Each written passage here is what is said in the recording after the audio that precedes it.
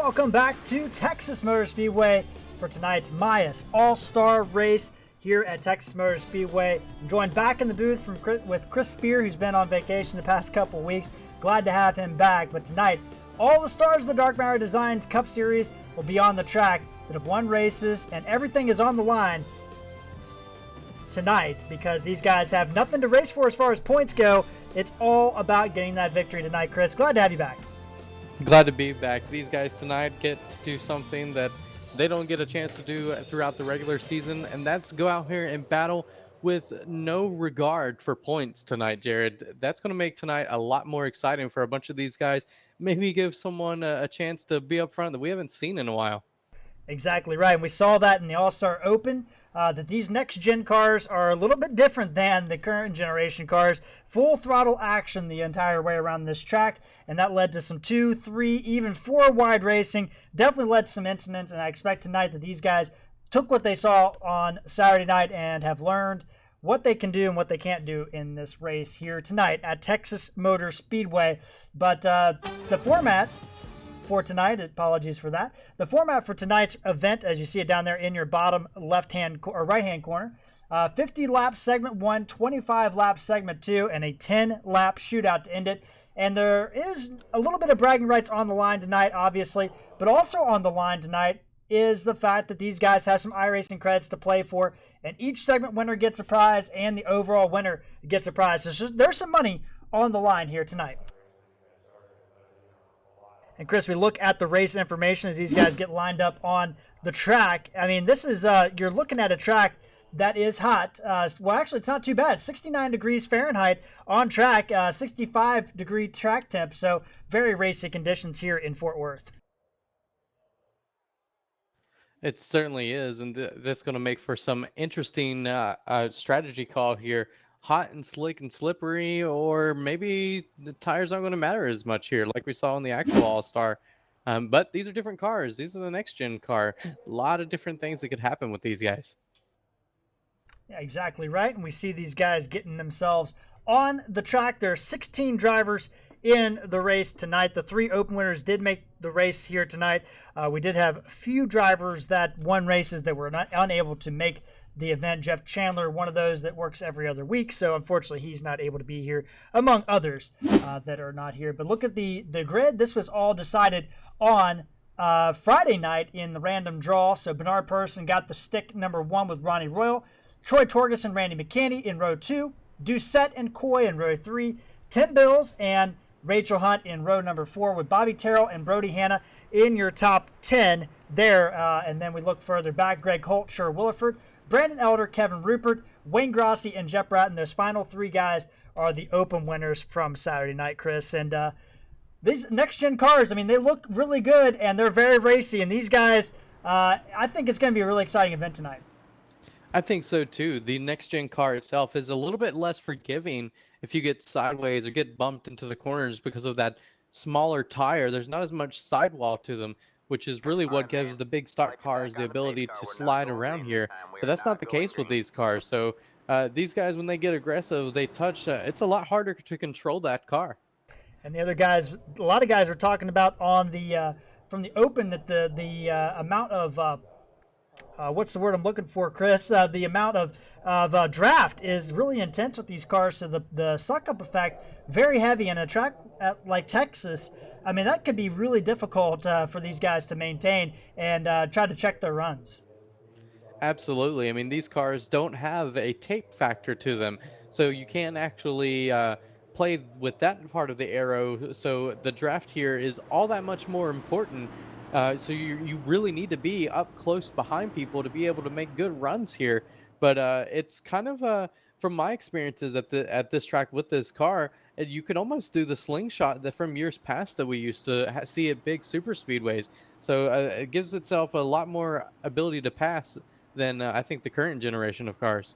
Yeah, and you bring up a really good point. We saw that on the race on Saturday night, that these guys were able to get that slingshot going, and we see that could be something that we'll look forward to with this next-gen car. And just because it's flat foot does not make these cars easy to drive. and they will have a fuel window. These cars can go about 55 laps, so there's going to be some strategy. Do you stay out and get the whole entire segment done, or do you pit early and try to get yourself at the front of that segment for segment 2? A lot of strategy could be on the board here tonight, Chris. Absolutely, but Bernard Persson is going to lead them to the green. This is our champion from last year. Hasn't had such a good luck in the regular season, but as we've mentioned, this one's not for points. He may go out here and try something different in this next gen car to kind of show that he's still got the winning skill that he showed from the season before. Two teammates up front. Bernard Persson, Ronnie Royal from Speer Motorsports. They're going to lead him down as we're going to get the MAIUS All-Star event underway here on Full Throttle TV. Green flag is out, and we are underway here tonight. And a great start by Bernard Persson on the inside line, but the outside line looking a little bit better than they did in the open. Yeah, that jump on the inside there by Persson was pretty good, as he was able to clear pretty easily his teammate, and now his teammate's back in 4th position, about to lose it from the car on the inside there. Coming down into turn 3, and they're all packed up as you expect, and still doing a good job. But the front 5 have gotten single file already. And Bernard Persson will lead lap 1, but Chris, if the viewers at home watch the open race, these guys didn't get single file at all in the open race. Here tonight, they know it's a 50-lap segment, which might have something to do with it, but these guys got single file very quickly. They certainly did, but it didn't stay that way for long, as we have a challenge for 3rd position there. Tim Bills is looking to get around Dean Doucette, and he's able to do so. There you go, Dean Doucette getting passed by Tim Bills, who is the most recent new winner in the series. Yes, he won the last time, the last oval race, I should say, that we participated in, as he moves up to 3rd position. 16 drivers here tonight out of the 21 that qualified for the event. So we have a pretty stacked field for what it is. And you see the gray, all those drivers in gray, except for Tim Bills, all have won races this year. And tonight they could possibly grab a win. But everybody now, Chris, it's single file all the way back to 16th. It certainly is, but that was not what Tim Bills wanted, as he got right to the inside quarter panel of Troy Torgerson, and Torgerson took him all the way down to the apron with a block, and that was a huge momentum block for that 77 car, and now Dean Doucette's right back on his bumper. Yeah, these guys battling here, and Tim Bills underneath Dean Doucette. Dean Doucette trying to take it on the high side, as he's going to try, but loses that momentum through 3 and 4. Tim Bills is going to hold on to the spot, but that is the battle on the track currently for these two drivers. And we also have tucking in behind there Randy McCanny in the 27 and Bobby Terrell in the 5 car. I thought we were 3 wide, but looks like Ronnie Royal checks out of that.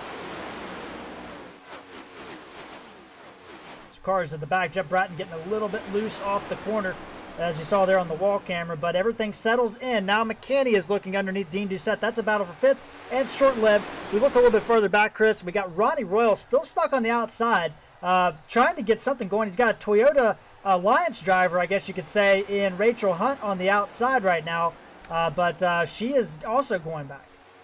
She is, and she's trying a very high line, Jared. It's not seeming to be working out for her. I know the high line usually is able to pull the momentum, but in her case, she's going way up high, especially because no one else is up there. She's got no drafting help. I think that's part of why she's going back. Already 7 laps out of 85 in the books, and again, there will be a caution as soon as all the drivers complete lap 50. So 50 gets on the board, then a caution. Caution laps do not count, so these are all green flag laps that will happen as far as that is concerned. We look at this little gaggle of cars as Tim Bills has gotten shuffled back. Dean Doucette moves forward as Torgerson got underneath Bills for the lead. He certainly has, and when Bernard Persson got overtaken for the lead, he dropped back to 4th pretty quickly, was able to find his way back to the bottom groove, now going to go in back to 3rd, but man, he got pushed out of the way. Yeah, he did. Dean Doucette stuck on the high side as Richie Coy and Bobby Terrell go underneath of him. Doucette dropping back now, and you look at these guys, Chris, I mean, Tim Bills was 3rd. He's dropped back. Bernard Persson was able to get himself back on the bottom line, only lost 2 spots, but there's 2 Fords up front. It's Torgerson and McCanny, followed by Persson, Terrell, and Coy, your top 5. Ronnie Royal making a charge to the front as well, back to the front in 6th. We talk about it every week about how the cream of the crop rise, and unfortunately here tonight, all of these guys are the cream of the Darkmatter Designs Cup Series. All of them have wins or are very competitive in the series. So everyone out here wants to actually get up here and race for this win. We're side by side for the lead.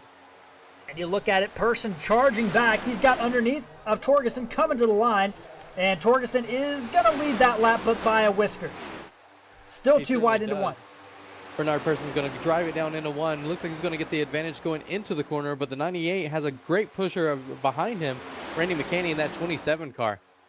McCanny all over the back of Troy Torgerson heading into turn 3. The Person battling back. He's got Richie Coy and his teammate Ronnie Royal lined up on the inside, and we're 2 by 2 by 2 all the way through the top 12. Ooh, Doucette touches the wall in front of his teammate. No harm, though. I think that 29 car is going to be okay.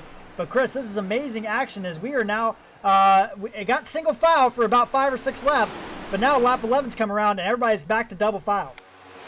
And interesting enough, as soon as Doucette hit the wall, that outside lane lost its momentum, and that put Bernard Person back up in the lead, but they're gathering it back up in that outside lane as Torgerson's looking on the outside again, going through the tri-oval. On board Torgerson there, and Torgerson's going to lead this lap. It's just 2 cars up there, and now Terrell joins the mix as well. But those 2 cars, McCanny and Torgerson, doing a great job holding off from the outside as we jump back on board of that number 98 machine. Troy Torgerson won earlier this year. How he punched his ticket was at Darlington, one of the toughest tracks on the schedule, Chris, and he came the lady in black to get his way into the All-Star race. He certainly did, but he could not hold back Bernard Person and that number 8 as Bernard Person drove into 3 pretty hard with Richie Coy behind him and was able to make that momentum work, and they cleared Torgerson going into 1. Bernard Person, the 2020C champion, back on top of the board. He is leading again. He has been leading pretty much all the laps so far. Coy's tucks in behind him. And we have Torgerson fighting with Ronnie Royal for third as Ronnie Royal's made his way back up to the front. He started second in the draw, dropped all the way back to 12th. We got 3 wide behind him with McCanny in the middle. And they sorted out before that. Greg Holt was able to kind of let McCanny get in there. Yeah, a little bit of patience there by Greg Holt in that 32 machine. Otherwise, those guys may not have been able to make it through that corner so easily. McCanny washing up the track, though, but had a good run off the corner. The top 4 kind of separate as this second pack starting to come to life. Bobby Terrell and his teammate and team owner Wayne Grossi battling for 7th position, right ahead of Kevin Rupert, the first open segment winner on Saturday night. He clinched his ticket early, and he is starting to make a move for the front after having to start at the very end. And you mentioned teammates, Jared. There's no teammates in the All-Star race. Everyone wants to win here. Exactly right. And that's a really good point. I mean, you know, it's early yet. We're 15 laps into the first segment, so 35 laps in the first segment to go, 85 laps total in the event. The top 5 have broken away just a little bit, and that's Bernard Person, Coy, Royal, Torgerson, and McCanny. So 3 Fords and 2 Toyotas in that first pack. The second pack is led by Greg Holt, who's moved to the front, up 5 positions, bringing Wayne Grossi up 8 positions, another segment winner, to the front as well. Yeah, these guys, as they continue to get single file, they're able to reel in that top 5 pretty quickly here. It's not going to be too much longer before they are up there battling for positions with them. Chris, I got to say, this race has been a little bit different as you see Ronnie Royal duck underneath Richie Coy, and he is going to push to second place. So the Speer Motorsports drivers back to the point, or not. Richie Coy battles back on the outside, coming off 2. Yeah, Coy's not going to give up that easily, and you see the cars behind him. They have all went to the outside there. They're trying to put Ronnie Royal in that number 24 car by himself, and now looks like he's going to get some help from Randy McCanny, but they were trying whatever they could to get around him, and I think McCanny thinks the bottom lane right now is the place to be. That's just a little bit faster than that outside.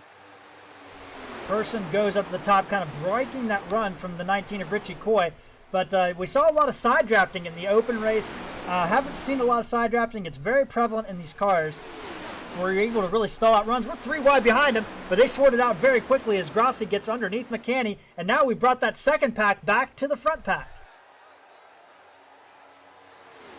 Yeah, pretty much everyone here, the top 14 cars are all within 2 seconds of each other. Even the 15 cars actually are.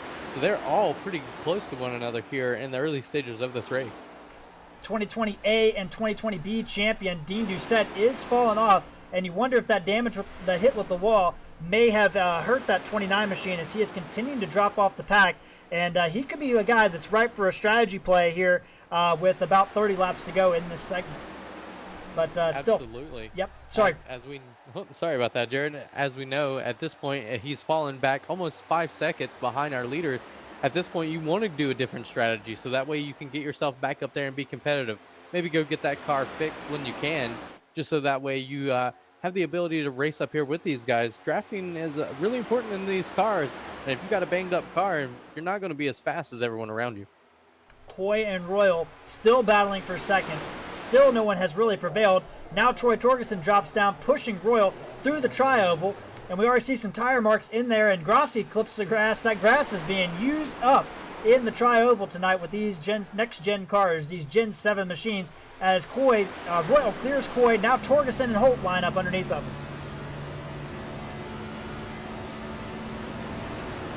Jump on board Randy McCanny. The aggression here between these guys is pretty impressive, Jared. How they're able to get around each other pretty quickly, or not at all really, as they're trying to do whatever they can to get these positions. It's not easy to pass here, and these guys are trying to prove that they've got what it takes to make those passes. Yeah, and it's been an amazing race as McCanny is stuck on the outside by himself in that 27 machine. Brandon Elder, a guy we haven't talked about much, running just a part-time, was committed to a part-time schedule, but ended up winning the very first race of the year at Daytona, and that 84 machine in the All-Star race because of that win. He is a past champion as well. But he's got 10 Bills all over the back of him as they're trying to shove their way to the top 10.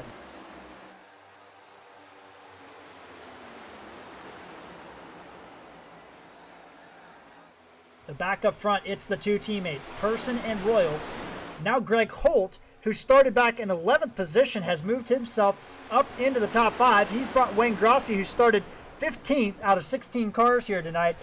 So these guys, the Holt and Grossi duo, are really moving forward tonight.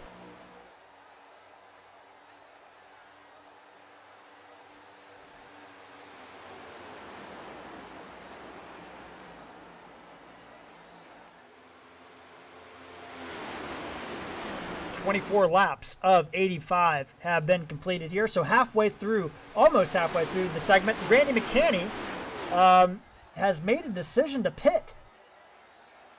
So this is very interesting for Randy McCanny, as he is actually he's crashed. Let's see what happened to Randy McCanny real quick. So he's on the outside of Tim Bills and comes around the corner. Nothing yet. And he just makes contact with Tim Bills, hits the wall, holds onto the wall, and he gets thrown up outside of the track. And that's not good. But Randy McCanny, heavy damage, and I think the 16 machine, or the 26 machine, is going to be done for the race. But back up front, it's Person and Royal, Coy, Holt, and Grossi, your top 5. Yeah, absolutely hate seeing that happen to him early on in the race. But, it's one of those things that just happens. And sometimes, we talked about it early, these cars are hard to get a grip on. And I think that's kind of what we saw there. Well, the top 4 right now, Chris, have increased their lead to about a second over 5th place.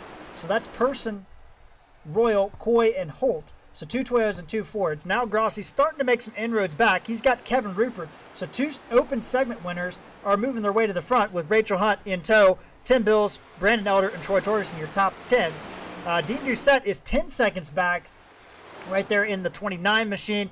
May have gotten some damage early. Bobby Terrell has dropped to the back of this group, trying to take it easy, I do believe, Chris, and that could be a strategy to see how that works.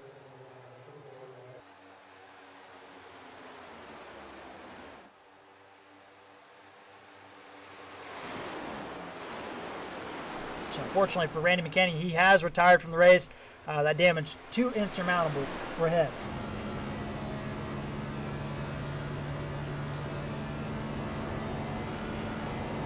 Onboard Person. And for those that haven't watched a next-gen car, you will notice that there is 5 gears in this machine instead of 4.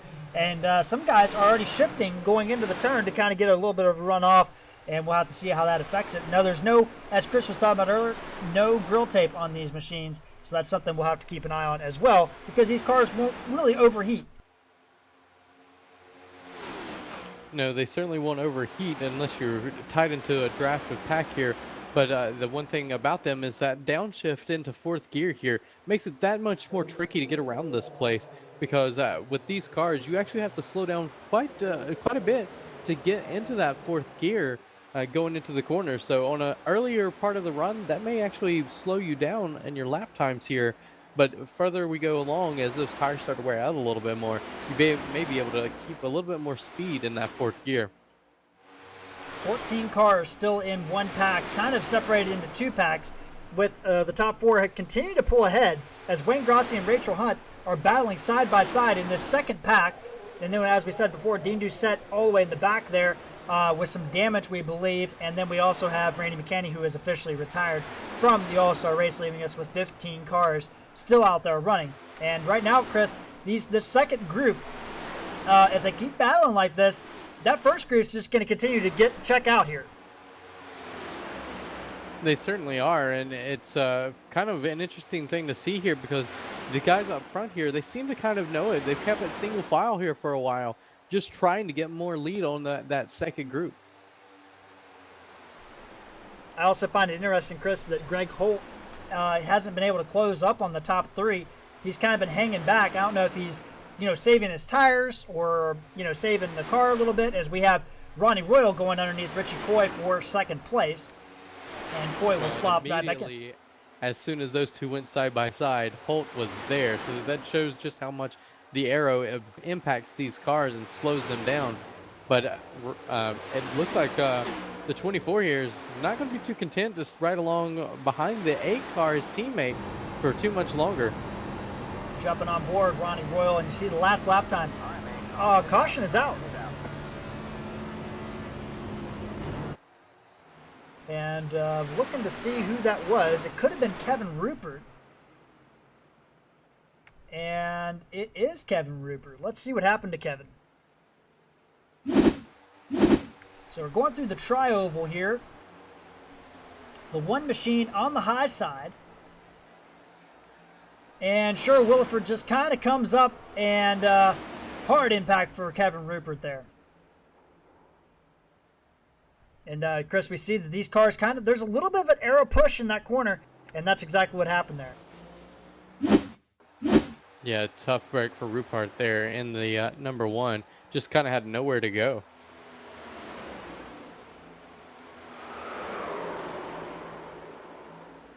There's the impact. Not too bad. I think he'll be able to get that thing repaired and get going again. But again, these caution laps do not count. So this is an opportunity for Dean Doucette to get that car repaired. Now, Chris, will we have any takers on pit road? As we are almost at the end of this this segment, we do have some. As Richie Coy is going to lead the brigade in. Yeah, I mean, the two up front decided not to, and I think that was the giveaway that everyone else behind them were going to come down pit road. So it'll be interesting to see if these two end up being sitting ducks. So Person and Ronnie Royal, the two teammates, are both going to come in or stay out on this stop, Chris. And this is going to be very interesting to see what happens with these guys, as we are focused on pit lane right now and who can win the race off. And right now, Richie Coy was the first one in, and Wayne Grossi is the first one down and away. Brody Hanna with a great stop. He's going to gain some positions on pit road as Richie Coy wins the race off, but Brody Hanna is going to go to second off pit road. I think that'll put him fourth on the lineup. It certainly will, and wow, that was an incredible stop by that crew. And that's one thing about iRacing, it really does not matter about the stop itself. It's about how the driver gets in and out of the pit stall that makes up the most time on pit. So that is all about the driver there, Jared. Well, looking at the pit lane times, we're bringing those up right now. But it looks like Brody Hanna only took maybe 2 tires, or gas only, because he had a 9-second in pit stop, as you see there on the screen. He was by far the fastest, about 5 seconds faster than anybody else. So he either took gas only or 2 tires. Interesting strategy call from the 23 car. It certainly is. We'll have to keep an eye on it and see how it works out for him. I mean, he needed the track position, and that's what we've seen make the most impact here tonight. As our 1 and 2 started 1 and 2, Jared. So uh, that'll be something to keep an eye on how much that's going to impact him. Exactly right. And these are quicker cautions, so we were about ready to go back to green as we have Bernard Persson and Ronnie Royal lined up. They did not pit. They are the only two that did not pit. We did have some damage reports with Bobby Terrell, Dean Doucette, and Kevin Rupert, who is still in the pits with damage on that number 1 machine, unfortunately. So we don't know if he's going to be able to get that thing back out and going after that incident. But that'll leave us 14 cars in the pack. We'll see if Terrell and Dean Doucette have both got that car repaired enough to be competitive, or if they're still going to be able to stay, or still dropping off the back as we are about ready to get going back here at Texas.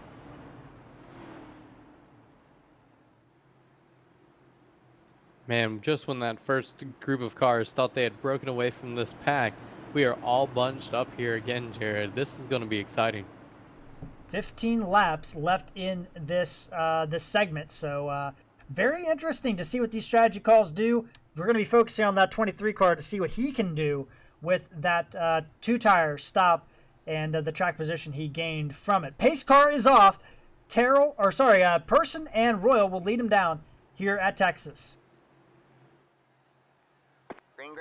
And green flag is back out at the MAIUS All-Star event. And good start by Bernard Persson. Ronnie Royal definitely did not get going on the high side, though.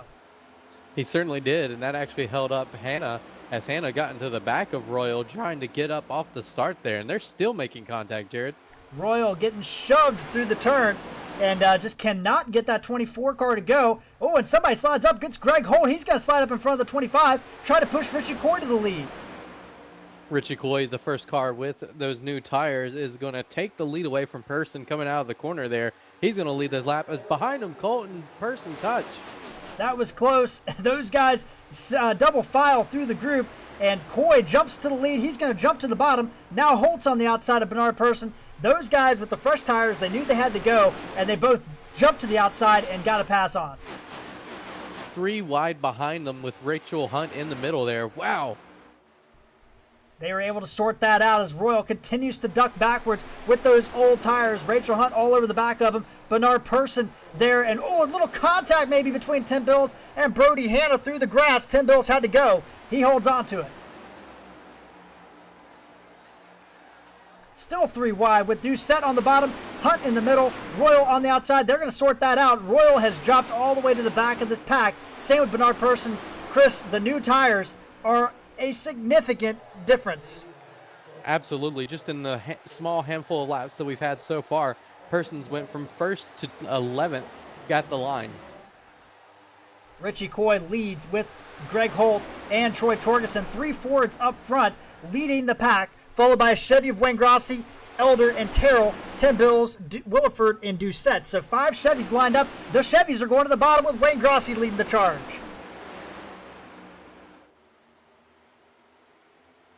And Grossi's going to get around Troy Torgerson as those 3 Chevys of Elder, Terrell, and Williford lined up behind Grossi and shoved him past Torgerson. Torgerson able to duck in behind Terrell as this race is starting to heat up a little bit, Chris. It certainly is. Wayne Grossi is doing whatever he can to get around these guys with a lot of help from Brandon Elder behind him. Elder pushing the other Chevy to the front. They're going to go around Greg Holt. And now it's the lone Ford of Richie Coy by himself up front as Torgerson jumps up to help Holt on the outside. I don't think that you're going to be able to hold off that number 7 car without some heavy blocking here, Jared. Wayne Grossi does have a little bit of experience because these guys, he was one of the 3 drivers that were in the open race on Saturday night, had to race his way in, so he knows how this draft works. He knows what to do out there.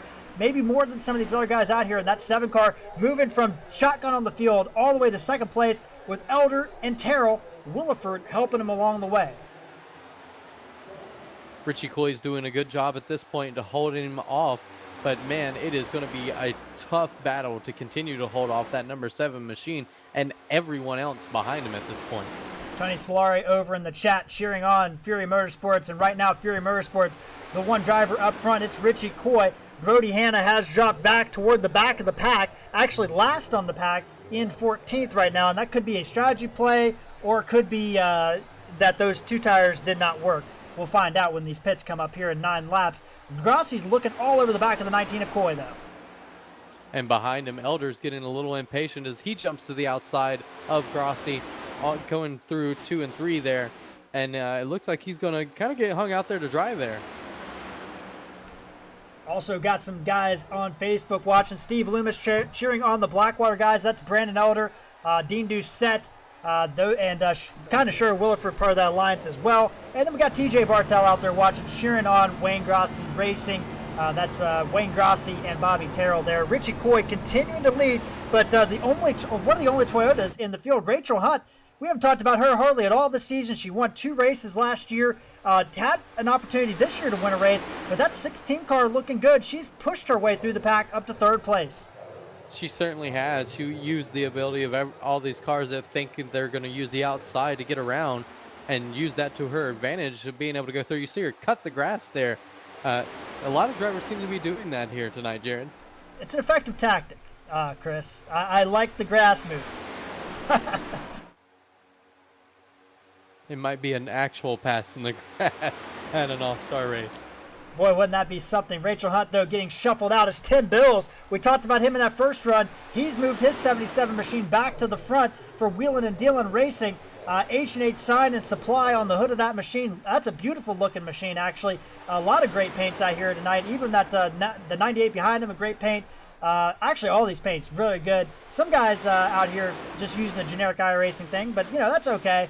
As well as this first pack has really started to push ahead. We do have a second pack that's kind of formed up, and that's the 3 drivers that are on a different tire strategy with Person, Hannah, and Royal. They're way back there now, Chris. 4 seconds off this lead pack.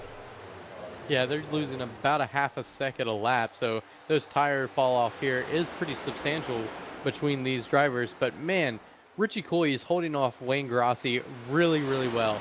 He's going, every time they come out of the corner, you'll see Grossi duck down low, and Coy will just block him immediately and stop that momentum coming up.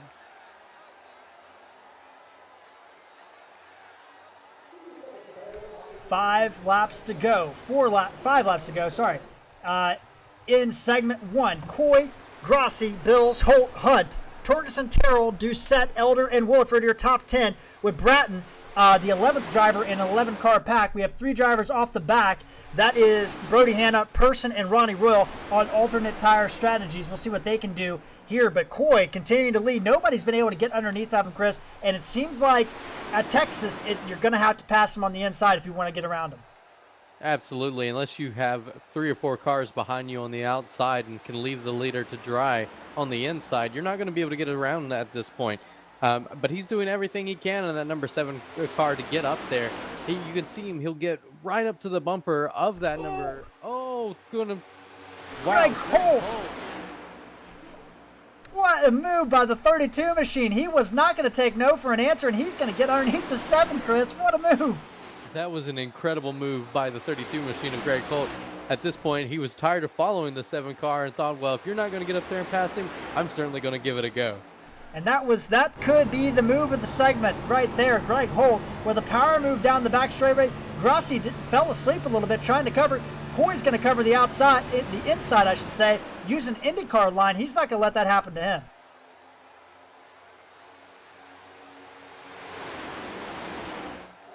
Yeah, if you're going to pass Richie Coy, you're going to have to be all the way not on the apron to make it work, and you're just not going to be able to make the corner by doing that.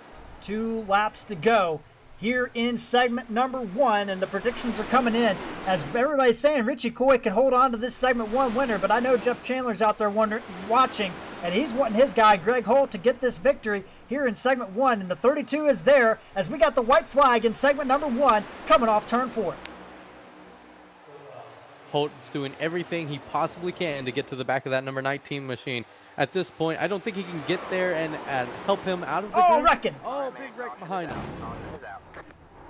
Rachel Hunt involved. And she had to slide down the track because that second group, I don't think, saw her. But heavy damage to the 16. That's going to do it for segment 1. And we'll see what happened here.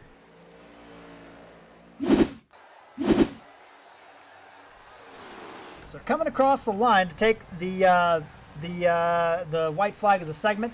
Troy Torgerson's all over the back and just tried to, Chris, you talked about it, a little bit of bump drafting. It doesn't work in these cars, and Rachel Hunt hard in the fence.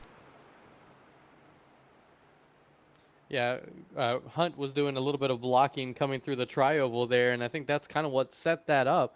The 98 was trying to get underneath her going into the corner there, and she made a block, and he was kind of there. And exactly right. But that's going to do it for segment number 1. So Richie Coy will win the first segment here. And Chris, it only gets more intense from here on out. Segment 2, only 25 laps, so half of what we just did. And then we're going to wrap this thing up with a 10-lap shootout. And the 50-lap was exciting. I can't imagine how the 25 and the 10-lap are going to go. As the pit road is open, Richie Coy stays out, but several drivers behind him come in. Several. The whole field's coming in, Jared. Richie Coy is going to end up being stuck out there on those older tires. We saw what happened to Person and Royal when they did that. We'll have to see if the same thing happens to the 19 machine. And that is a very interesting move by Richie Coy. I mean, he already had the track position, but he came in on 33, so 17-lap old tires. Now he only has to go 25 laps on the second set. He's got the fuel, so the fuel is not a concern. They should be able to do the rest of the race on a stop of fuel for here. So this is interesting. Let's take a look at the pit lane. 19 is going to be wishing that he had pit. But, you know, if he went to pit, you never know how many guys would have elected to stay out. You want to do whatever the opposite the leader does, and that's what we saw right there.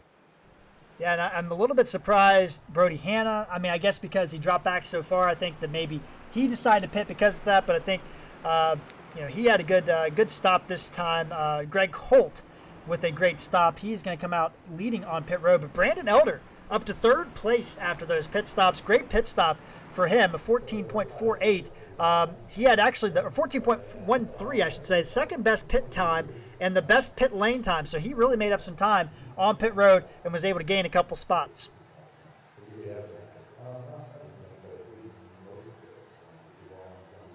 So now, Chris, Richie is out there by himself. He's the only driver that didn't pit. He's got 17-lap older tires in the entire field behind him. What do you do in that situation if you're Richie Coy in the 19? Well, I don't know that you're going to be able to block. I think with those guys behind you with a little bit fresher tires, they're going to be about 2 to 3/10 of a lap quicker than you. At this point, you want to do whatever you can to maintain position without actually ending up getting into a wreck yourself. So you're going to start off by blocking as much as you can because you want to retain that positions.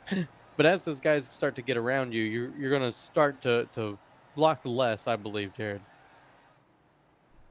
Rachel Hunt still getting some damage repaired on that number 16 machine.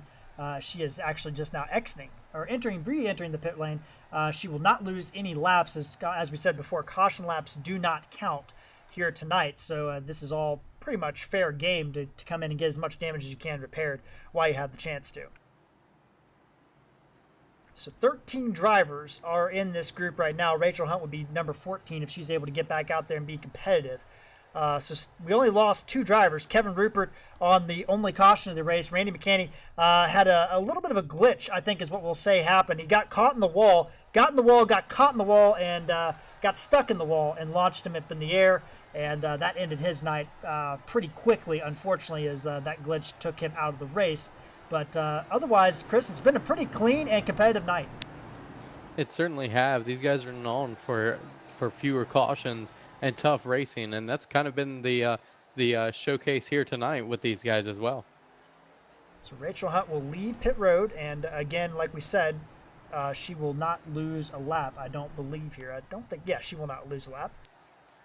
That's why for those wondering where our scoring monitor is, that's why we turn it off, because it jumps things around when the caution laps don't count, and that would just make everybody seasick. So those are turned off during cautions. But right now, Richie Coy will lead them out with with Greg Holt in second, and Brandon Elder will be in third place with Terrell and Williford there. Grossi and Torgerson, Bills and Doucette, your top 10.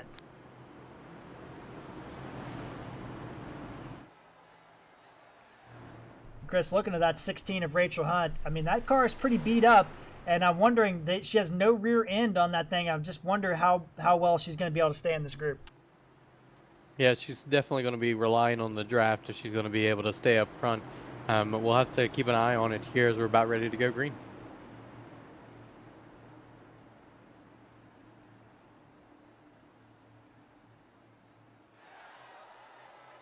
So here we go.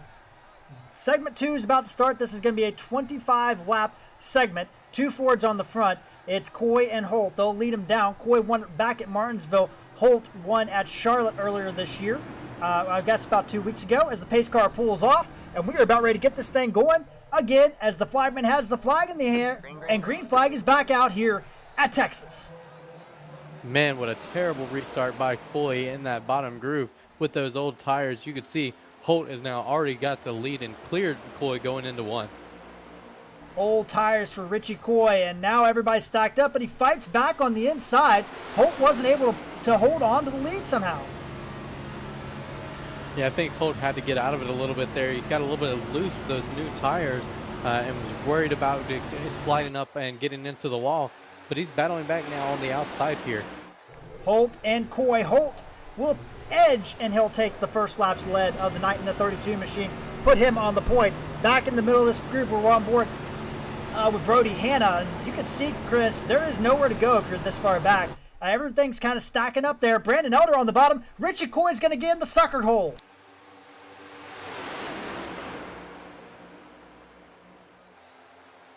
He's going to be able to notch in front of Brody Hanna, but he got put 3 wide down the back straightaway, Chris. He certainly did. He's still out in that outside lane, which isn't exactly the best place to be, and he's still dropping positions to here, Jared. Coy, now nobody's behind him. He is going to drop to the end of this field, and he got shuffled 3 wide, and that was it. So now Holt is up front. He's got Bobby Terrell. We haven't talked a lot about him tonight, but he's put the number 5 machine up into second place for Wayne Grossi Racing. Brandon Elder would have run. He's having an 84. He is in third. Torgerson and Grossi, your top 5, with Bills and Hanna all over the back of him. Oh, a big move from the 7. He's going to go underneath the Torgerson, and Torgerson didn't expect it, but Grossi couldn't make it stick. He's still trying to go on the inside. He's trying to make up for that last segment where he got pushed out of the way, trying to get his way back up to the front of this field and show that he actually should be the leader right now. That was a gutsy move. He gets such a great run, Chris, through 3 and 4, right up to the back of the 98. He's going to get tagged as there's a wreck in front of him. It's Bobby Terrell involved, and there's several drivers flipping in the background. Big wreck. And I don't know where that occurred, Chris, but the first 2 drivers are clean, and everybody else, I think, got a little pinch of it. Yeah, it actually looks like the number 5 got turned going into the tri-oval there of Bobby Terrell, and that's kind of where it started. Here we are, Brandon Elder on the back of the 5 car. He is all over the back and just locks bumpers, and there it is. And then he gets hit in the rear end by Torgerson, and it's kind of a checkup effect. Hard impact for the 77 machine, and I think Shar Williford got a whole entire front end through his windshield there. And we're going to take another look at this, but unbelievable wreck, and that's going to take a lot of drivers out of competition.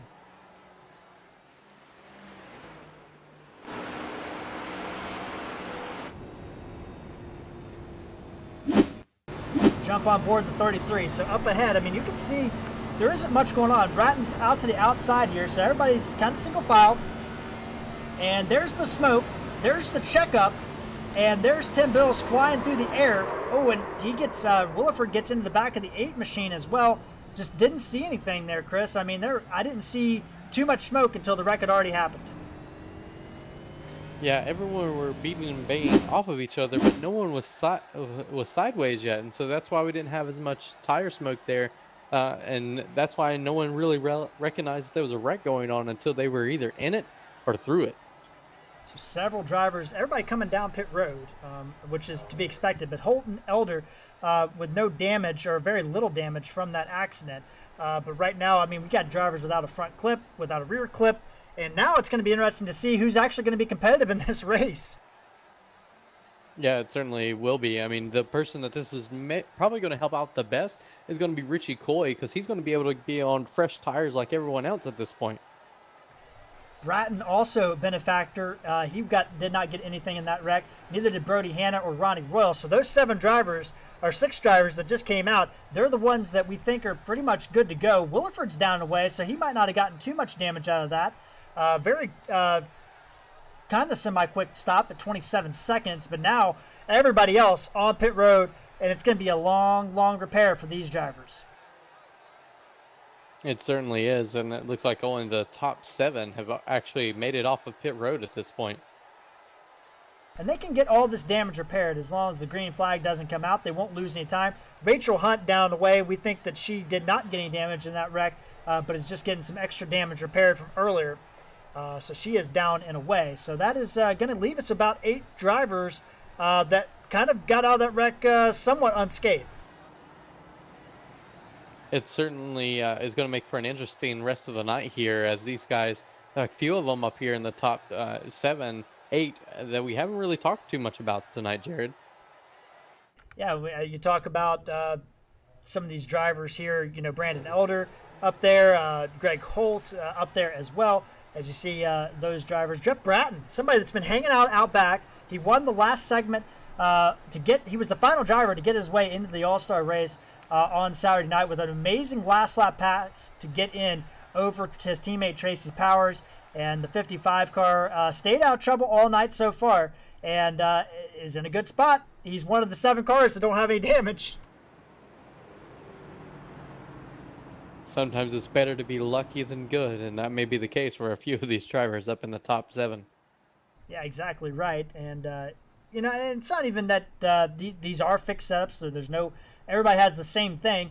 But sometimes it's a strategy thing. Why get up there and race, especially when you see how aggressive it is? And he saw how aggressive it was on Saturday night, and maybe just learned some stuff there. Wayne Grossi is also down and away, so that 7 car doesn't look too bad.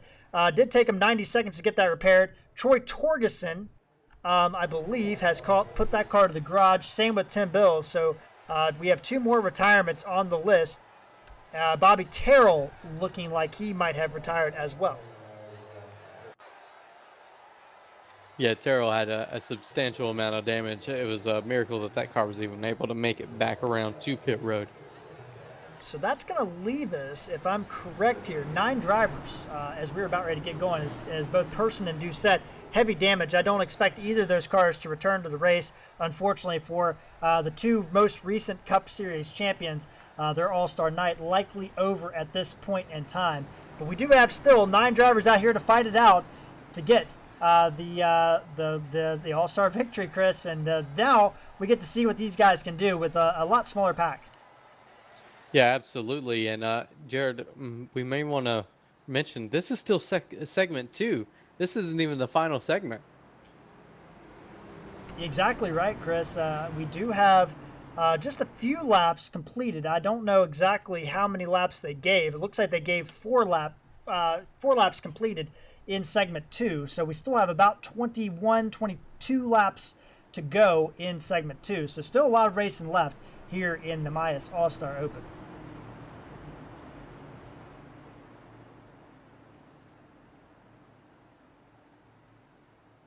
So it's going to be Holt and Elder, Bratton and Royal, Hanna and Coy, Williford, Grossi, and Hunt in your 9-car pack here tonight. Everybody else pretty much out. McKinney out with that early damage. Rupert out in the first caution. Everybody else really caught up in that second caution as the pace car pulls out, and we're going to get right back to going here at the MAIUS All-Star event. Green flag, green flag. And green flag's back out, and a great start by the number 32 of Greg Holt.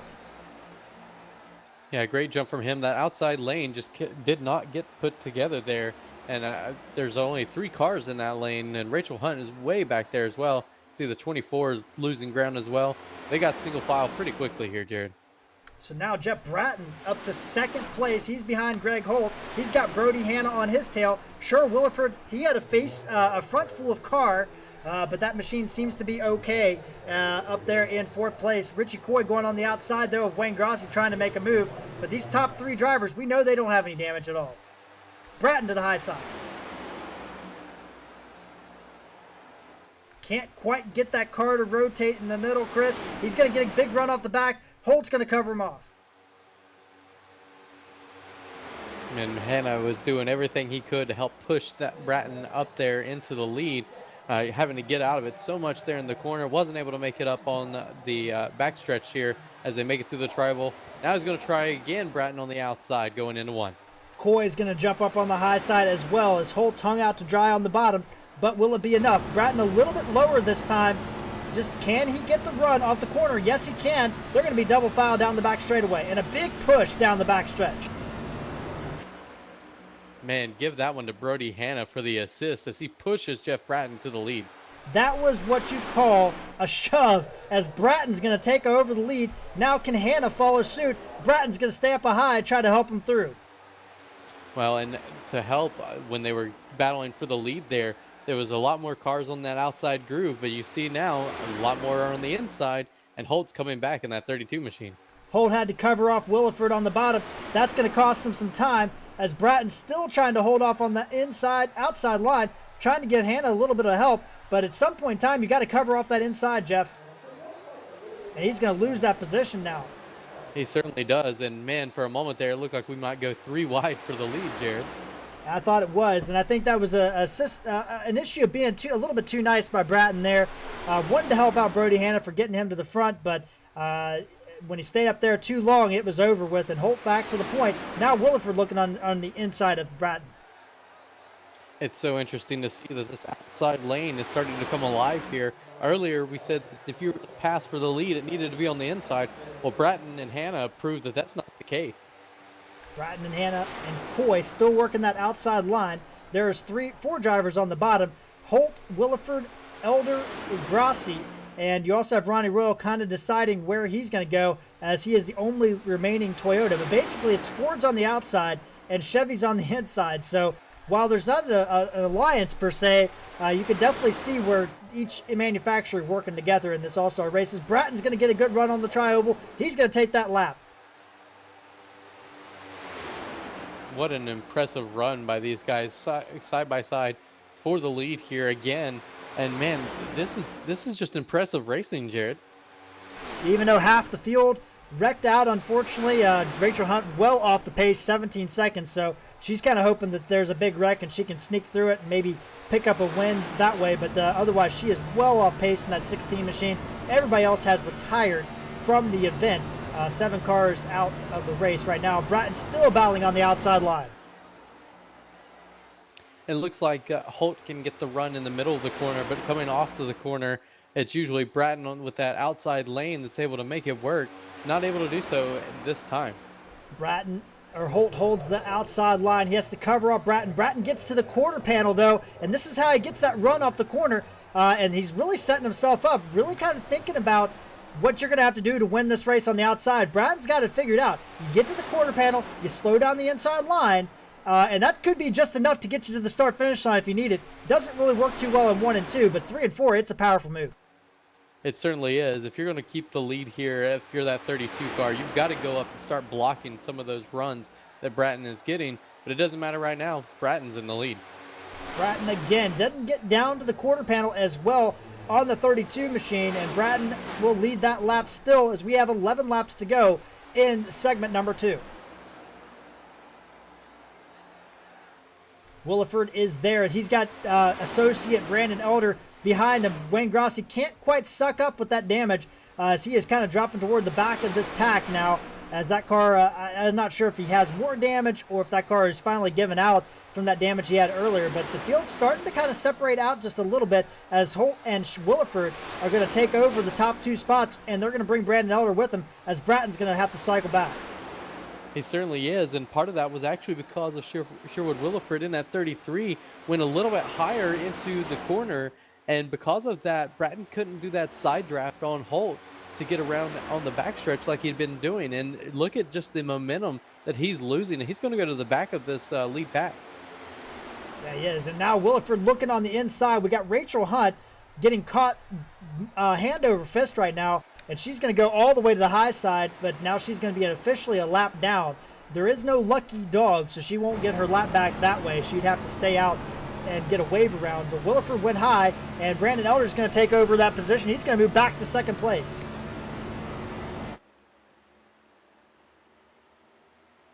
And you'll see Williford is going to make his way to the back of this pack, much in the same way that Bratton did, just by getting stuck up there alone.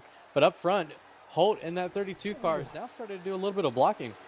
Man, Brandon Elder was through the grass, and Brody Hanna was bump drafting him through the grass. Brandon Elder's going to look on the inside. He's going to slide underneath the 32 to go to the point.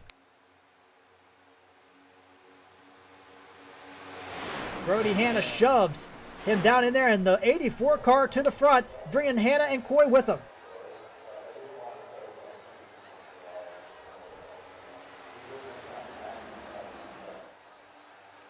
Back further, Ronnie Royal has dropped underneath Jeff Bratton, so Bratton dropping to the back of this group. Wayne Grassi, that machine, still out there, but he has lost a little bit of touch of that lead group, and we'll have to see if that car can hang on. But right now, it's a 7-car pack. Brandon Elder leading with 7 laps to go in segment 2. And right behind him, Brody Hanna has been a pusher all night. He wants to get up here and get his shot at leading a couple of laps, potentially winning this segment.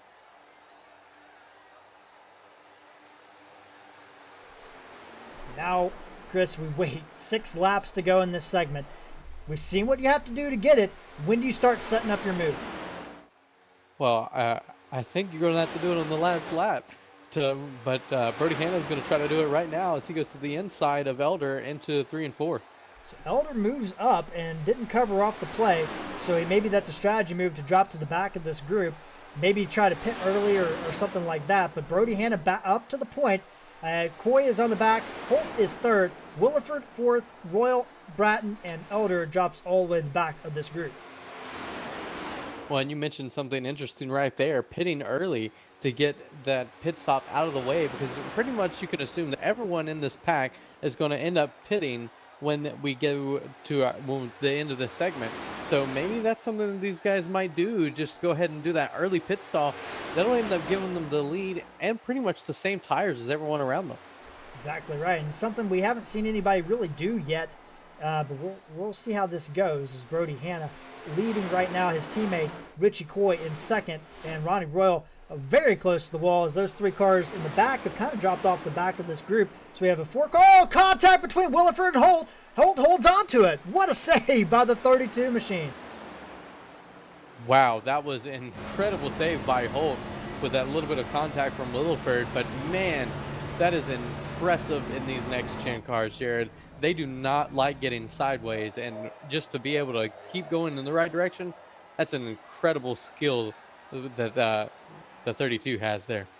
Ronnie Royal has elected to pit. So here we go. Here's our strategy move. Ronnie Royal is in the 24 machine, as Brody Hanna's got 2 laps to go in segment number 2. So yes, he's going to lose a lap. He'll get the wave around to get that lap back. But I don't know how this is going to work out for him. Yeah, I think he was a little bit too far back for that strategy to work for him. But we'll have to keep an eye on it.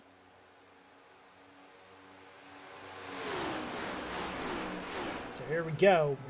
2 laps to go here in the MAIUS All-Star segment number 2. Sorry, 3 laps to go. Hanna is going to take that one with Coy right behind him. And we have 2 laps to go here in the segment. Actually, I apologize. We have 1 lap to go in this segment.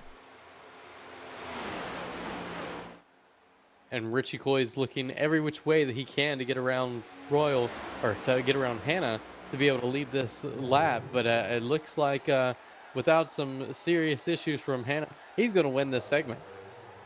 So Brody Hanna will take segment number 2, and the caution is out. The segment ends there at that point in time, and that means Brody Hanna will win segment number 2 with Coy and Williford trailing right behind him. Bratton recovers to 4th, Elder 5th, Holt 6th, Grassi and Ronnie Royal with Rachel Hunt still out there in 9th spot. So that's going to start our second segment now as they're waiting on the pace car. And now, Chris, it's for all the marbles, the final segment, a 10-lap shootout to see who can get it done in the MAIUS All-Star. Man, oh man, we've seen a lot of excitement in the 75 laps so far. I can't imagine what these guys are going to be doing in 10 laps just to be able to get this prize at the end.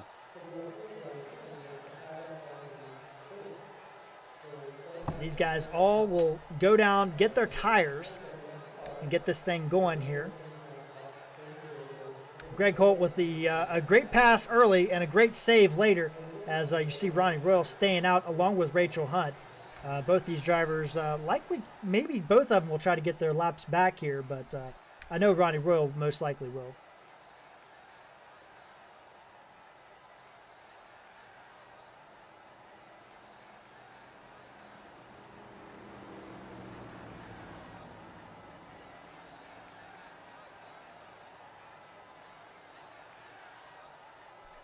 Looking at pit road right now, Brody Hanna down and away, followed by Richie Coy, Sher Williford, Jeff Bratton, and Brandon Elder.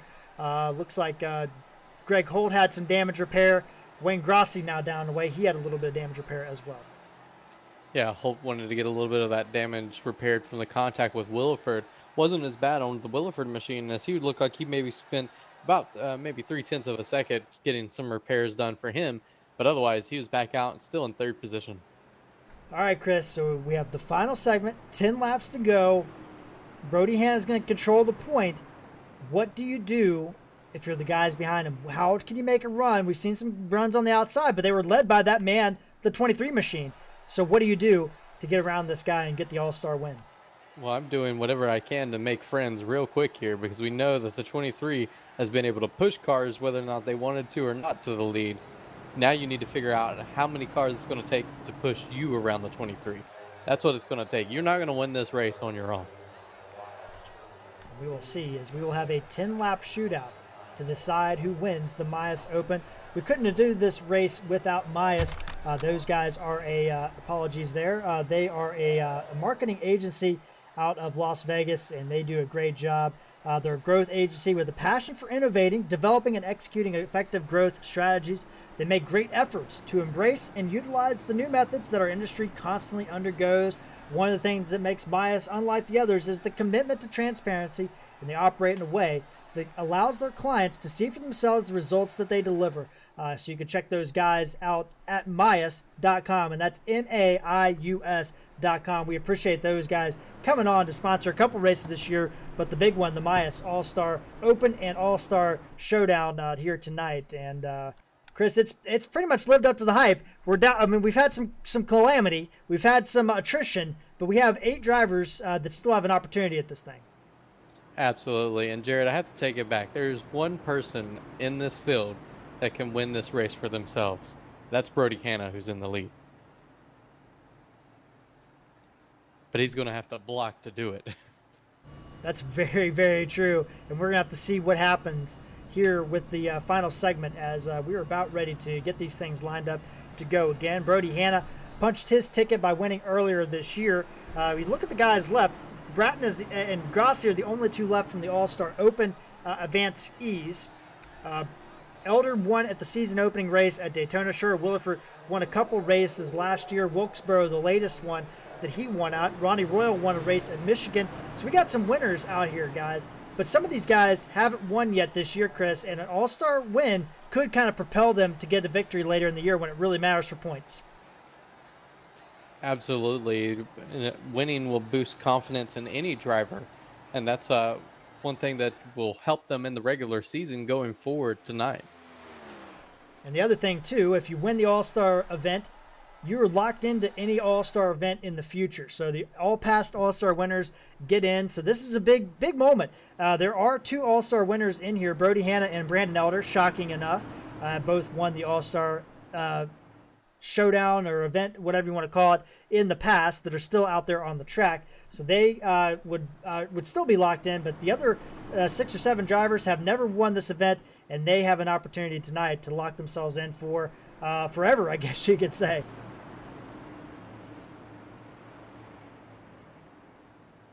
All those guys around them, but they've got to pass Brody Hanna to be able to win. And you just mentioned it. Hanna is one of the winners in the field. Between him and Elder, could we have a repeat winner? Exactly. They're the only 2 left on the track that have won the All-Star event here at FTSR. And now the pace car is off, and we're going to start this final 10-lap segment here at Texas in the MAIUS All-Star Showdown. Green flag, green flag. Slow start by both drivers. Brody Hanna is going to get the edge, gets a little bit of a shove from the 33 down to turn 1. Oh, and Williford gets the grass a little bit, got that car very loose. Yeah, as you're trying to accelerate there, the grass is not your friend. You got to get up to speed before you can actually use that grass to help you out here. That's going to help Hannah tremendously, but it might make him a sitting duck going into 3.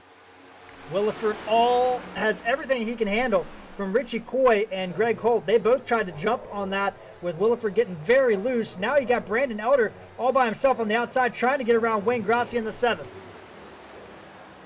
And you can see it already. Brody Hanna is already trying to block going into these corners and on the straightaways here just to maintain that lead. And behind them, they're starting to get more aggressive as we're about to have a battle for second. Oh, Grassi's turned! And they hold off of it, and Grassi's, that might stay green because of that. Grassi hard in the wall, but Ronnie Royal went one side, Elder went the other side, and unfortunately Grassi, I think, tried to cover both and couldn't cover either. We're going to stay green, 8 laps to go.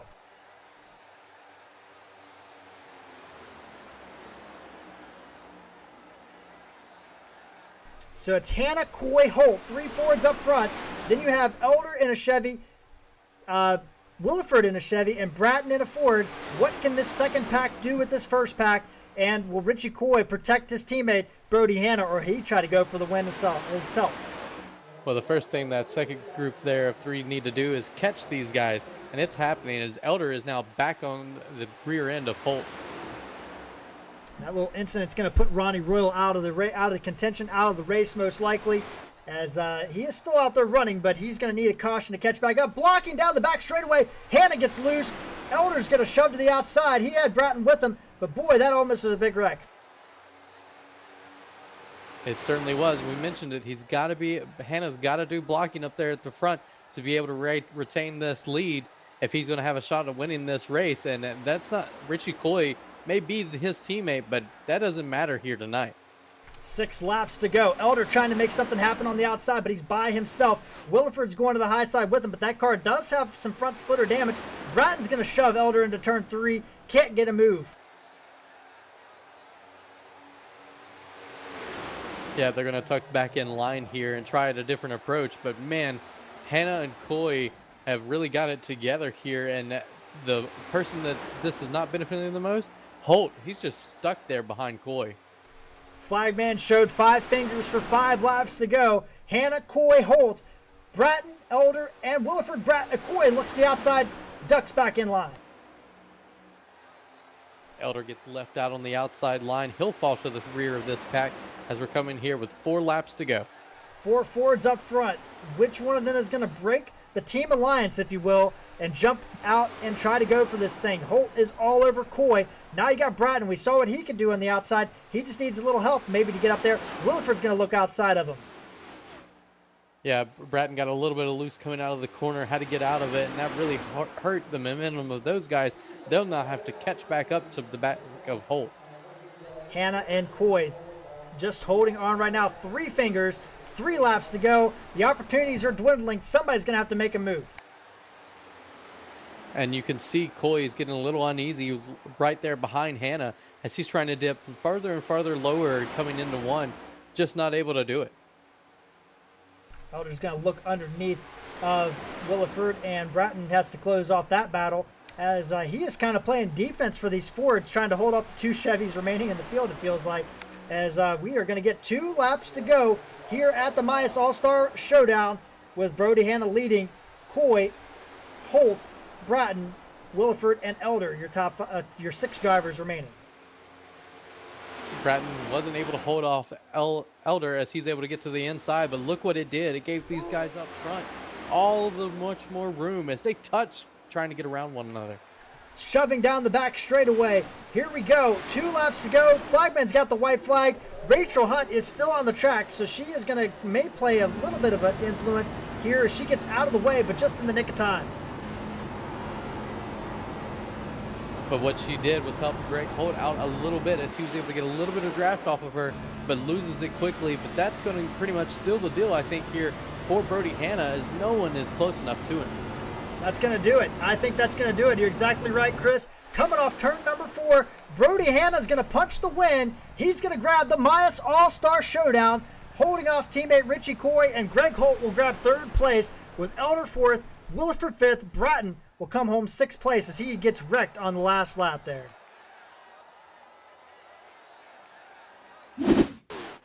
We missed that, so we'll see what happens here. But Williford's underneath, or trying to get a run on him. And looks like maybe just a little. Oh, no, he did get contact from Williford. Oh, yes, he did. Got a little bit of contact from Williford and gets into to Rachel Hutt.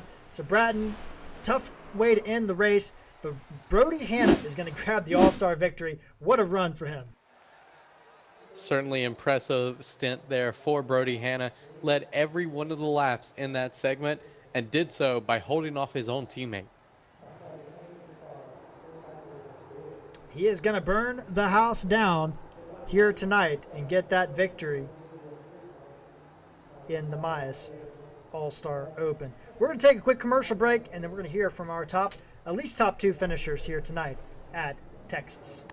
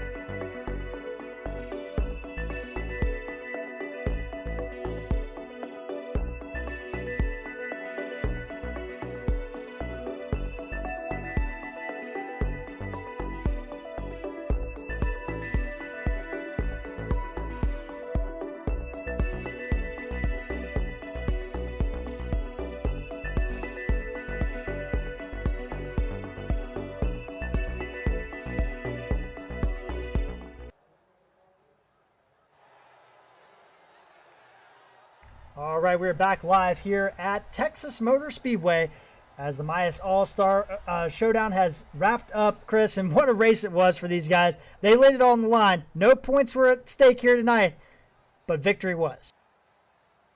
It certainly was. Victory and bragging rights. And Brody Hanna and Richie Coy, the only 2 segment winners we had here tonight, they've got some bragging rights going into next week's race. Let's hear from those guys. The only 2 segment winners and the only 2 guys that we'll be able to hear from tonight are Richie Coy and Brody Hanna. Greg Holt did grab 3rd, so a solid run for him in the 32. But, Chris, I believe you're standing on pit road with the second place finisher and segment 1 winner, Richie Coy. I certainly am. And Richie, man, it hurts to finish second here, but you definitely got that one segment win here. Tell me what it was going to take to be able to get around your teammate Brody Hanna. I was gonna have to dump the boss to get by him. It's tough passing here, and unless you got a really good run, and it usually took about a lap to get that run. If you didn't get a really good run and get under him, you were gonna have to wreck somebody to get by him. Well, and certainly don't want to wreck the boss man. Certainly not at a big race like tonight. But coming in second certainly shows a little bit of dominance out of this team here. Um, how did you expect your race to go after that first stage, and how did it turn out for you? We'd actually, I didn't get to practice this car before the practice before the race, so I had no idea what to expect. So, actually getting to the front and winning that first stage was a surprise. And then I thought, well, maybe not everybody will pit and we'll try a pit strategy. And boy, did that not go well. So then I'm like, well, maybe we'll catch a caution and I can pit halfway during the stage. And unfortunate for everybody else, but fortunately for me, and I wasn't the caution. The caution came out. I was able to get some tires and get back up towards the front. And then from there, it was just trying to outdo the boss man there. I almost wrecked him for the plaque. Almost wrecked him for the plaque. You got any friends, sponsors, anyone that helps you get to and from the virtual track? I got to thank Fury Motorsports. We got a really good team here, really strong team. Brody and Tony, and our teammates with Take Two Motorsports with Jared and all them guys over there. So thank my dad for coming along and riding with me on my streams, and everybody who watches my streams and watches Full Throttle. Thank you guys for doing a fantastic job in the boost. I can't wait to actually watch it back and see how exciting it was. Absolutely. And tonight was a non-points race. Did that change anything for you at all, or did that just make it that much more fun? I was having fun. We were laughing in the middle of the race, and Brody and I were talking. I had my dad, and we were all, laughing and carrying on as we were running through the race here. So there was no pressure tonight. So it was just, whatever we got, we got. We were going to go do the best we could, but have some fun with it. And I thought we did, and I think we did. And I'm really happy with what we had. Absolutely. Next week we head to Nashville Super Speedway, where points do matter again. A little bit more stress. What can we expect out of this group here next week? Hopefully more of the same. Hopefully we can continue to run up front. The Ford Camp, the Team Alliance that we have going on has been really good this year. I think everybody's working well together, and hopefully we can continue that, get a couple more wins this year. Absolutely. We'll be watching. Best of luck to you next week at Nashville. Great job on your second position here tonight. And once again, congratulations. Thanks, guys. Appreciate it. And Jared, I think I see you down there in victory lane with our winner for tonight, Brody Hanna. Yeah, I'm down here with the guy, the man, the myth, the legend, Brody Hanna, grabbing the all-star victory here tonight. Congratulations, Brody. Thanks, man. Geez, I owe a lot to Richie too, for helping there at the end. We worked well together once I got up there, and just a team effort. Great night for the team. So let's start at the beginning of this segment. There are 50 laps. I mean, we had one caution in that group. Very kind of conservative racing, very single file.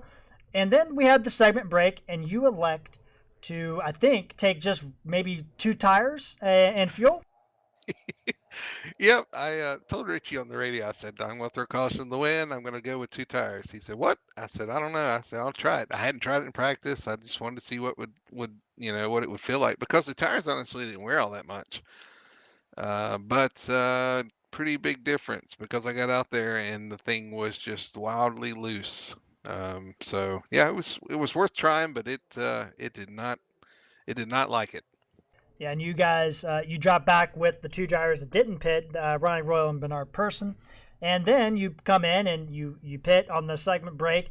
And then that second segment, big wreck right in front of you there. Bobby Terrell getting tagged by Brandon Elder and pretty much eliminated about half the competitors in that race. And you managed to squeak by on the outside, almost got hit though.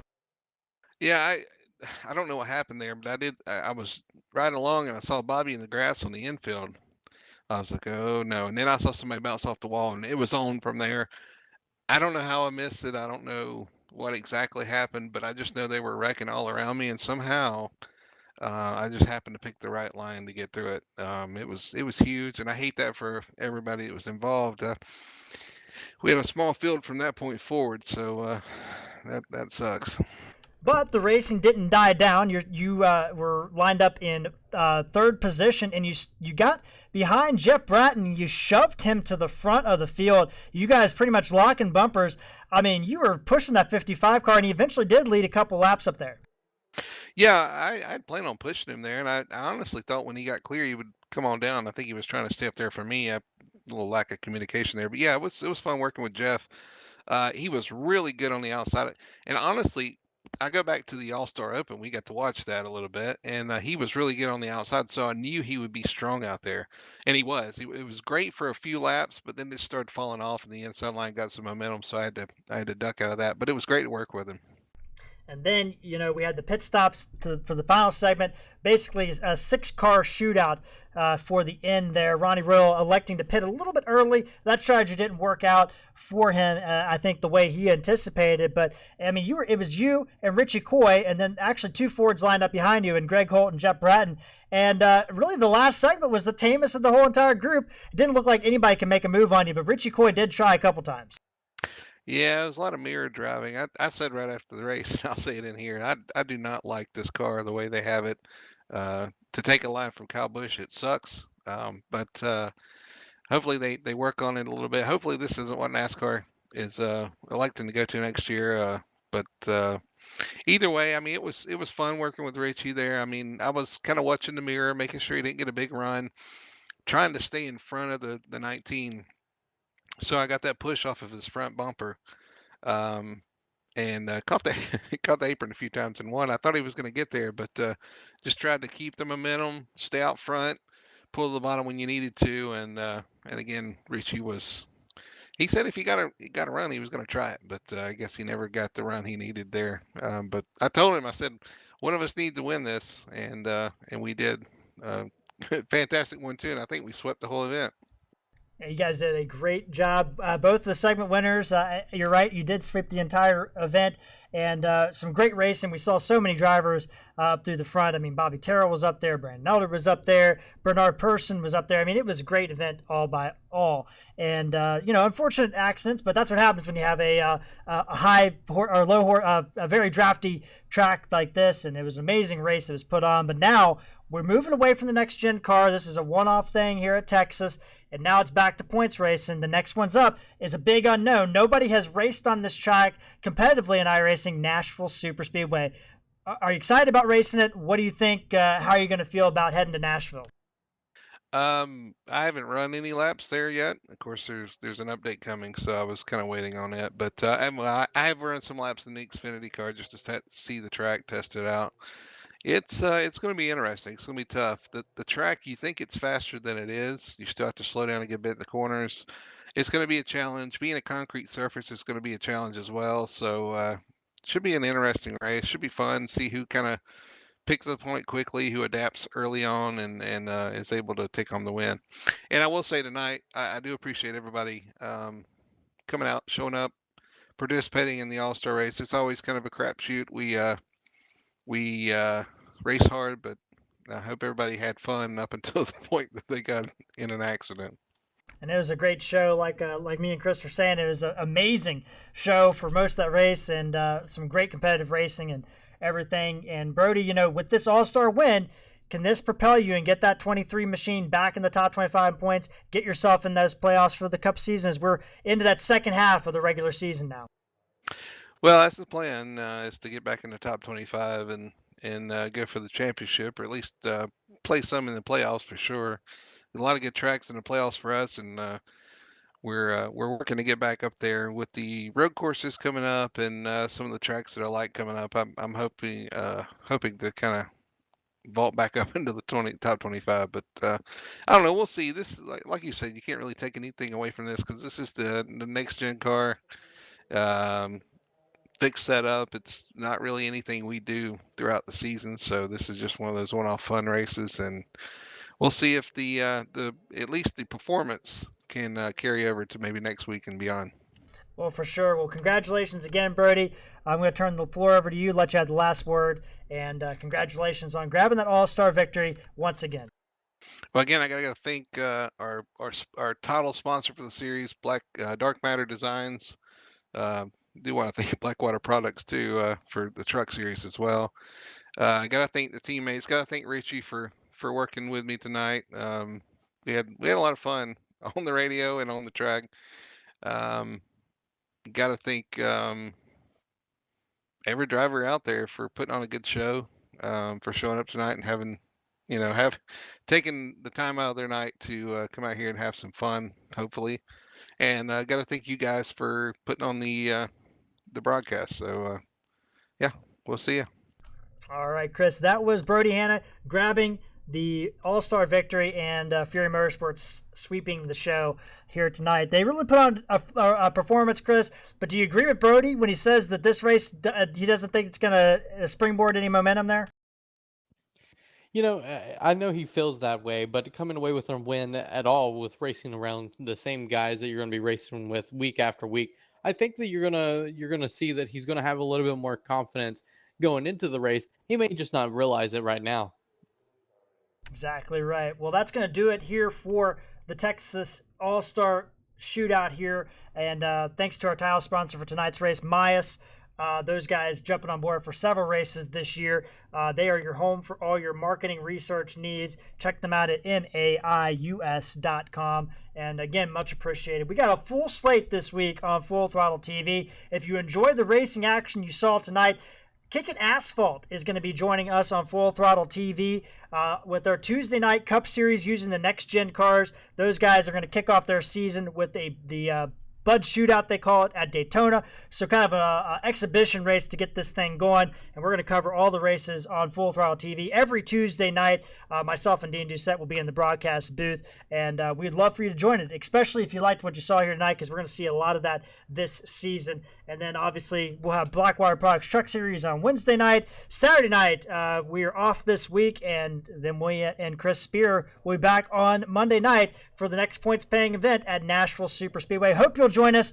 But for tonight, for Chris Speer, for Jared Carr, for Full Throttle Sim Racing, we will see you guys out on the track.